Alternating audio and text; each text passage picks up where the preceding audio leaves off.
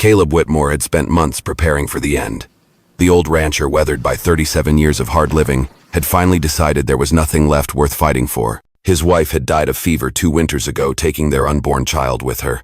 The drought had killed off his cattle, and the bank was breathing down his neck, ready to foreclose on the only land he had ever called home. As the Texas sun beat down mercilessly, Ezekiel dug a grave behind his cabin, 6 feet long, 3 feet wide, just the right size for a man who'd lost all hope. He planned to finish by noon, write a note leaving the ranch to the bank, and then use his father's old revolver to end the pain. But life, as it often does, had other plans. A sound carried on the dry wind, a faint, desperate voice calling from the front gate. At first, Ezekiel thought it might be another trick from the land grabbers who'd been circling his ranch like vultures. Grabbing his rifle, he rounded the cabin and froze. There, collapsed against his wooden gate, was a young woman no more than 20. Her dress was torn and dusty, her hair matted with sweat. But what stopped Ezekiel cold was her condition. She was heavy with child, 8 months along by the look of her, and barely conscious. Blood stained the hem of her dress. Without thinking, Ezekiel dropped his rifle and rushed to her side. Her skin burned with fever, her breath came shallow. When her cracked lips parted, her words hit him like a bullet to the heart. "Please, don't let my baby die." In that moment, the man who had been digging his own grave realized there was still something worth living for. He lifted her into his arms, surprised by how light she felt despite the swollen belly, and carried her inside. Ezekiel had no idea how to deliver a baby, no idea who might be hunting her. But he did know this: a woman had come to his doorstep fighting for her child's life, and if he let her die, he'd never forgive himself. This was no longer about survival. It was about redemption. Caleb Whitmore had thought the world was done with him. For 10 long years, he'd lived alone on his sun-scorched ranch in Texas, haunted by memories too heavy to carry and too painful to lay down. The drought had claimed his cattle. The bank threatened foreclosure every month. And his wife, his sweet Anna, had been buried 2 winters ago alongside their unborn child. At 37 years old, Ezekiel felt like an old man already worn thin by a life that seemed to take and never give back. That morning, with the sky blazing overhead and the dry earth cracking beneath his boots, Ezekiel set about digging his own grave behind the cabin. 6 feet long, 3 feet wide, just the right size for a man who'd lost every reason to stay. He figured he'd finish the hole by noon, write a short letter leaving the ranch to the bank, then take his father's old Colt revolver and end it all. There'd be no one to mourn him, no one to care. But as his shovel struck rock for what felt like the 100th time, Ezekiel froze. A sound carried on the wind, a woman's voice, faint and strained, calling out from somewhere near the gate. At first he thought it might be a hallucination brought on by heat and despair. Or worse, another one of those land-grabbing bastards trying to drive him off his property with dirty tricks. He grabbed his rifle and rounded the corner cautiously. What he saw made his heart lurch. A young woman no older than 20 was slumped against his wooden gate. Her dress was torn and filthy, her dark hair plastered to her sweat-streaked face. But it was her condition that stopped Ezekiel in his tracks. She was pregnant, heavily so. And by the way her hands clutched her swollen belly and blood stained the fabric around her legs, it was clear she was in trouble. Her lips moved soundlessly as she struggled to speak. Then, with a strength that surprised him, her voice cracked through the dry Texas air. "Please, don't let my baby die." Ezekiel hesitated. For months he'd told himself there was nothing left worth fighting for. Now, lying before him in the dust was a woman trying to fight for life. He dropped the rifle and rushed to her side boots, kicking up dry dirt as he knelt. Up close he could see she was just a girl too young for the horrors etched into her feverish face. Rope burns circled her wrists. Bruises darkened her arms where someone had grabbed her too hard. "Who did this to you, Ezekiel?" asked his voice, rasping from disuse. Her eyes fluttered open, startlingly blue despite the pain in them. "My father sold me. Said it'd pay his gambling debts." She gasped as another contraction racked her small frame. "Silas Hartwell said my baby was his property." Ezekiel stiffened at the name. Silas Hartwell was no stranger to ranchers within 100 miles. A wealthy landowner who controlled most of the water rights in 3 counties. Blackwood was rumored to buy judges and sheriffs the way other men bought cattle. Missing girls, unmarked graves. People whispered, but no one dared speak out loud. This girl had escaped from a man like that, and she'd run far enough and long enough that she'd landed at Ezekiel's door. But if she'd made it this far, Blackwood and his men wouldn't be far behind. "I'm Ezekiel," he said softly, trying to steady her trembling body as he lifted her into his arms. She weighed almost nothing despite her condition. "You're safe now. I'll do what I can." He carried her inside and laid her on the bed, the same bed where he'd planned to write his farewell letter. Fetching water from the well, he tried to remember what little his wife had told him about childbirth before she'd lost their own baby. But this felt different. Wrong. Too much blood. As he worked, he heard the unmistakable sound of hooves pounding the dry earth. 6 riders cresting the hill. They moved in formation, military precision that sent a chill down his spine. At their head was a tall man with silver hair and eyes cold as river stones. Even from this distance, Ezekiel knew it was Blackwood. "They're coming, the girl Mercy Callahan," whispered, her voice shaking as another wave of pain gripped her. "They said they'd find me no matter where I ran." Ezekiel grabbed his rifle and peered out the window. The cabin was sturdy, built from thick pine logs that would stop most bullets, but it only had 1 door and 2 windows. It would be easy to defend, or easy to trap him inside. He looked back at Mercy Callahan, whose face had gone ghostly pale. "The baby's coming," she said through clenched teeth. Ezekiel's mind raced. He could leave her now, grab his gun, and make a last stand outside. But if he did, the girl and her child would surely die. Or he could stay, help her bring life into the world, and pray he was ready when Blackwood's men came knocking. Another contraction tore through her, and Ezekiel made his choice. He wasn't going to let Mercy Callahan or her baby die, not while he still drew breath. The sound of boots on dry Texas dirt was all Caleb Whitmore had to remind him he was still alive. For weeks he'd lived in the same quiet routine: wake before dawn, feed the few scrawny chickens still scratching out a living on his drought-stricken land, stare at the horizon for hours, and try not to think about the Colt revolver in his bedside drawer. At 37, Ezekiel had nothing left to live for. His wife had died 2 winters ago, fever taking her and their unborn child within days of each other. The bank was circling his ranch like a vulture, and every day the sun beat down harder, baking the life out of his fields. He'd planned to finish it all that day. He'd even started digging his own grave behind the cabin, 6 feet long, 3 feet wide. A final act of control in a world that had taken everything from him. But as his shovel struck hard-pan clay for what felt like the 100th time, a sound broke the silence. A woman's voice, weak, desperate, calling from the front gate. Ezekiel froze, sweat dripping from his weathered brow. It wasn't the wind. It wasn't his imagination. Setting down the shovel, he grabbed his rifle and rounded the corner of his cabin, heart pounding harder than it had in months. What he saw stopped him cold. A young woman no more than 20 lay crumpled against his wooden gate. Her dress was torn and caked with dust, her long dark hair tangled and matted. But what struck Ezekiel hardest was her condition. She was heavily pregnant, 8 months along if he had to guess, and her face was pale as moonlight. Her lips moved soundlessly as she tried to speak. Then, in a voice as thin as parchment, she whispered, "Please, don't let my baby die." Ezekiel's heart clenched. For months he'd been thinking about death, planning it, accepting it.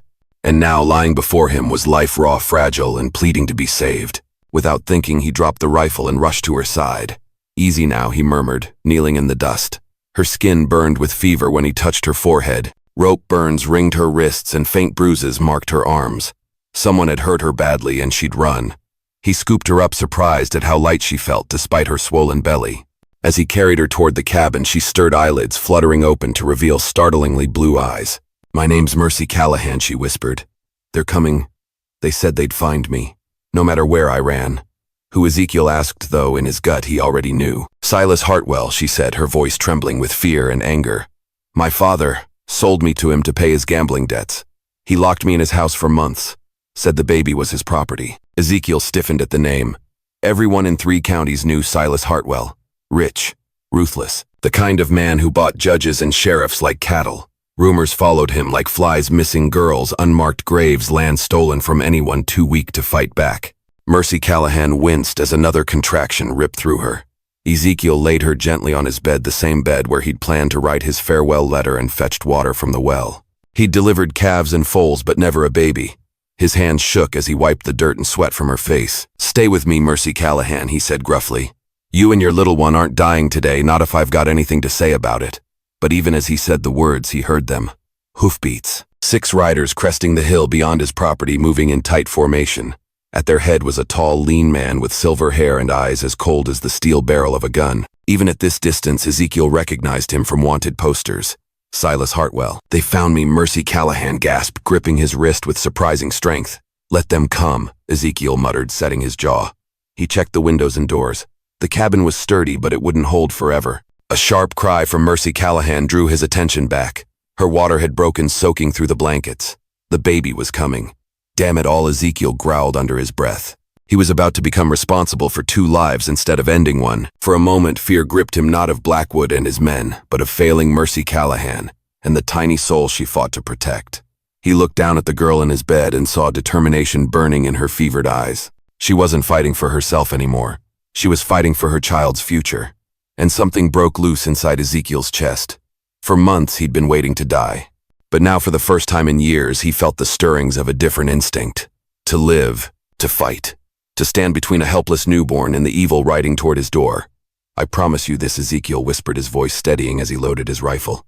"Your baby will grow up free, I swear it." And as the sound of hooves drew closer, Caleb Whitmore, who'd thought he had nothing left, realized he had everything to fight for. Caleb Whitmore had spent the better part of the morning digging his own grave behind his lonely Texas cabin, 6 feet long, 3 feet wide. Just enough space for a man who'd lost every reason to keep breathing. His wife gone 2 winters ago with their unborn child. His cattle dead from drought. And now the bank was circling like vultures, ready to take the last piece of land that bore his family name. At 37, Ezekiel felt like an old man, hollowed out and left to bake in the relentless sun. Every shovelful of dirt was a countdown to noon when he planned to finish the hole, write his letter, and end 37 years of misery with his father's old colt. But as the shovel struck hardpan again, he froze. There it was, sound. Not the dry rasp of wind through mesquite, not the distant cry of a hawk. A voice. A woman's voice. Weak, desperate, carried on the wind like a ghost. Ezekiel dropped the shovel and grabbed his rifle, suspicion hardening his jaw. It could have been a trick. He'd heard rumors of outlaws staging fake distress calls to lure ranchers from their homes. But something about the sound made his boots move before his mind could catch up. As he rounded the cabin, he saw her. A girl no more than 19 collapsed against his gate. Her dress was torn and filthy, her dark hair tangled with dust. And then his heart stopped. She was heavy with child. 8 months, maybe more, and there was blood on her dress, dark and spreading fast. This wasn't a trap. This was a dying woman who'd stumbled onto the only piece of land for miles where the owner had been planning to join her in the grave. Ezekiel's rifle slipped from his fingers. He ran. Kneeling in the dust beside her, he saw the fever burning her skin, the shallow rise and fall of her chest. "Ma'am." His voice cracked from disuse. "Can you hear me?" Her lips moved soundlessly. He bent closer and caught a whisper like a prayer. "Please, don't let my baby die." It hit him like a bullet to the chest. For months he'd thought of nothing but dying. And here was a stranger fighting for life even as it slipped away from her. Without another thought, he scooped her into his arms and carried her to the cabin. Inside, he laid her on his bed, the same bed where he'd planned to write his last words. Her breathing came in ragged gasps now, and her body tensed with the first violent contractions. "Lord help us both," Ezekiel muttered, as he fetched water and tore strips from his wife's old sewing cloth. As he worked, his eyes fell on the bruises circling the girl's wrists, rope burns, and finger-shaped marks on her arms. Somebody had tied her up. Somebody had hurt her. And then her eyes fluttered open blue as a summer sky wide with terror. "They're coming," she whispered, gripping his hand with surprising strength. "They said they'd find me, no matter where I ran." Ezekiel's stomach turned to lead. "Who's coming?" he asked, though part of him already knew. Silas Hartwell. Her voice was stronger now, anger burning through the fear. "My father sold me to him, to pay his gambling debts. He kept me locked up for 3 months, said the baby was his property. But I ran." Ezekiel felt cold all over. Everyone in these parts knew the name Silas Hartwell. He controlled most of the water rights for 100 miles, bought judges and sheriffs like cattle, and whispered rumors followed him, missing girls, shallow graves on his land. And now he was coming here. The sound of hoofbeats reached Ezekiel's ears, 6 riders moving hard. Ezekiel's military instincts kicked in. His cabin had thick pine walls and only one door. Defensible, but also a trap. He loaded his rifle and checked his pistol. 5 rounds. Not enough. Behind him, the girl cried out in pain. Her water had broken. The baby was coming. Ezekiel's hands shook as he tried to recall what his wife had told him about childbirth. But this felt wrong, too much blood, her skin cold as marble. She was dying. "Promise me," she gasped, gripping his arm. "Promise me you won't let him take her. Promise me she'll be free." "I promise," Ezekiel said, and felt the words settle deep in his bones. Outside, Blackwood's voice boomed. "Thornfield, hand over my property and walk away alive." The first gunshot shattered a window. Ezekiel ducked and fired back, hitting one of Blackwood's men in the shoulder. Behind him, the girl screamed not from fear, but from the baby forcing its way into the world. Ezekiel turned. The baby's head was crowning. He'd have to help her deliver now or lose them both. Another shot tore through the doorframe. Ezekiel's heart pounded. He was trapped between 2 impossible choices. And then he heard it. A cry. Thin and reedy, but strong. The baby was alive. Hope Whitmore, the girl, whispered, her lips barely moving. "Her name is Hope Whitmore." And then she went still. Ezekiel stood there holding the tiny newborn in his arms as fire began to lick at the cabin walls. Blackwood's men had set the place alight, but Ezekiel didn't feel fear. He felt something else. Purpose. He wrapped Hope Whitmore in a clean shirt and kissed the girl's cooling forehead. "I'll keep my promise." As flames engulfed the cabin, he slipped out the root cellar's hidden door and circled behind the attackers. And there in the rising smoke stood Deputy Marshal Sarah Delgado, rifle in hand, 4 of Blackwood's men already down. "Afternoon, Thornfield," she said. "Heard you might need a hand." Together they faced Blackwood in one final standoff. When the smoke cleared, Silas Hartwell lay dead in the dirt. Justice, real justice, had come at last. And as Ezekiel looked down at the tiny girl in his arms, he realized the grave behind his cabin wasn't his after all. It was a place for burying his old life. The new one began now. The air in Texas that morning was dry as bone, and Caleb Whitmore had been digging since the first pale streaks of dawn. His hands were blistered from gripping the shovel, his weathered face streaked with sweat and dirt. 6 feet long, 3 feet wide, that was the size of the hole he was making. Big enough for a man like him. A man who had lost too much and carried too many ghosts to keep living. 2 winters ago, fever had taken his wife and the child she carried. Last spring, the drought had killed off his cattle. And now the bank was threatening to foreclose. He had nothing left but the land beneath his boots and a revolver he planned to use before noon. But then, just as he lifted the shovel for another strike, a sound carried on the wind, a voice. A woman's voice. He froze. It was faint, fragile, almost lost in the hot breeze. Ezekiel dropped the shovel, grabbed his rifle, and headed toward the gate. Out here 30 miles from the nearest neighbor, a sound like that wasn't natural. It could be a trap. Land grabbers had been circling his property like buzzards ever since the drought started. But when he rounded the corner, the sight that met him nearly stopped his heart. A young woman, barely more than a girl, lay collapsed against his wooden gate. Her dress was ripped and dirt-stained, her long dark hair matted to her face. She looked up with fever-glazed blue eyes, her cracked lips trembling as she tried to speak. And then Ezekiel saw at her swollen belly. She was heavy with child, maybe 8 months along, and blood stained the hem of her dress. This wasn't a trap. This was a dying woman who had somehow stumbled across his land. Ezekiel hesitated for a moment, staring at her pale face. For months he'd been ready to leave this world behind. Now life in its most fragile form had landed on his doorstep, asking him for help. "Please," she whispered, her voice barely a breath. "Don't let my baby die." The words hit him like a hammer. Without another thought, he dropped the rifle and knelt beside her. "You hear me, girl? You stay with me now." Her eyelids fluttered, but she didn't answer. Ezekiel could feel her burning skin and the faint, rapid rise and fall of her chest. He slid his arms beneath her and lifted her as gently as he could. She weighed next to nothing. As he carried her toward his cabin, her head lolled against his shoulder, and he saw bruises around her wrists, thin rope burns. Someone had tied her up. Someone had hurt her. Inside, Ezekiel laid her on his bed, the same bed where he'd planned to write his last words. He fetched water and tore strips of cloth from his wife's old sewing basket. The girl stirred and gasped as another contraction racked her small frame. "They're coming," she whispered, suddenly gripping his hand with surprising strength. "They said they'd find me no matter where I ran." "Who's coming?" Ezekiel asked, though dread already curled in his gut. "Silas Hartwell." Her voice faltered. "My father sold me to him. Said it was to pay his debts. But Virgil, he's not right in the head." Ezekiel stiffened. He knew that name. Everyone within 100 miles knew Silas Hartwell, the man who controlled the water rights and bought lawmen like cattle. And he'd heard the whispers. Missing girls. Shallow graves. "I ran," she said through gritted teeth as another contraction hit. "Stole a horse.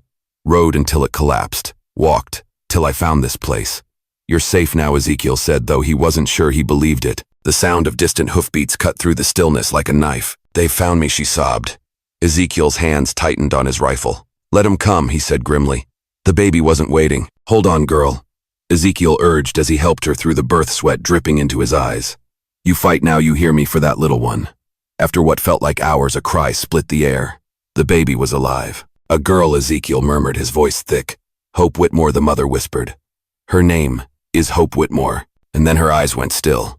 Ezekiel felt a wave of cold sweep through him, but there was no time to mourn. Outside, Blackwood's voice boomed. "Thornfield, hand over what's mine and live, defy me, and you burn." Ezekiel wrapped Hope Whitmore in his shirt and kissed the young mother's cooling forehead. "I promised her," he murmured to the baby. "And I'll keep that promise." The first torch hit the cabin wall, sending flames licking up toward the roof. Ezekiel slipped out the root cellar's hidden door and circled behind the attackers. By the time he reached the hilltop, the flames had already spread. He had to Blackwood's men were down taken by Deputy Marshal Sarah Delgado, who had been tracking the outlaw for months. "Afternoon, Thornfield," she said, tipping her hat. "Looks like you've got yourself in the middle of something big."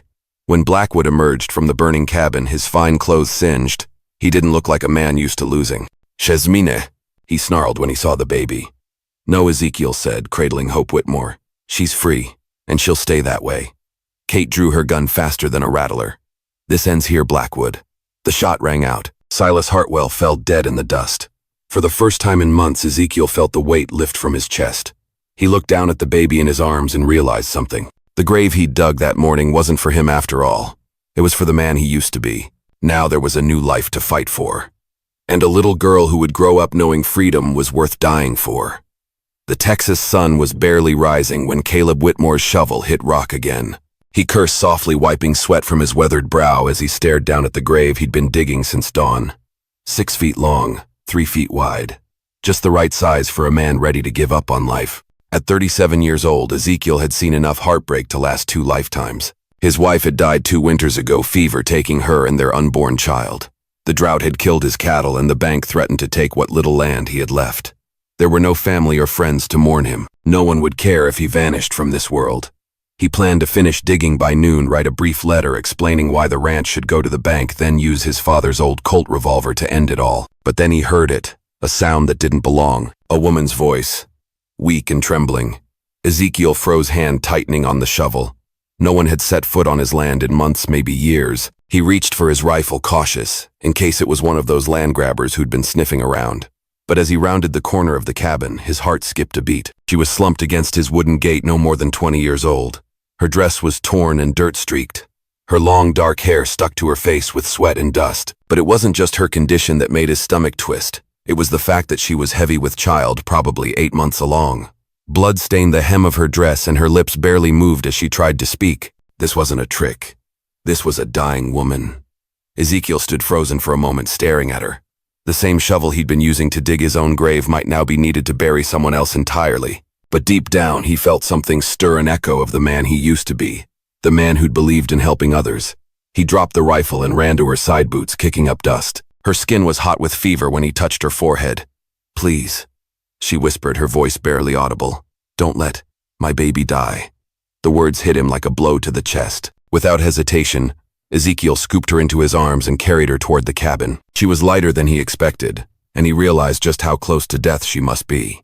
Inside, he laid her gently on his bed. The same bed where he'd planned to write his final words now held a girl fighting for her life and her child's.